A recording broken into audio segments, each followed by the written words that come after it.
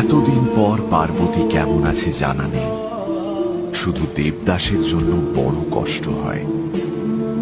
যদি কখনো দেবদাসের মতো এমন হতভাগ্য অসংযমী পাপিষ্ঠের সঙ্গে তোমাদের পরিচয় ঘটে, তার জন্য একটু প্রার্থনা করো। প্রার্থনা করো, আর যাই হোক, যেন তার মতো এমন করে কারো মৃত্যু না ঘটে।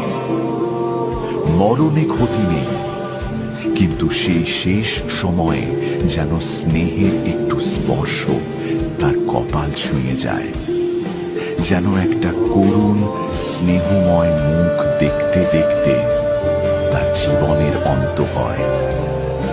মরবার সময় যেন কারো এক ফোঁটা চোখের জল দেখে মরতে পারে হাজার হাজার দেবদাস।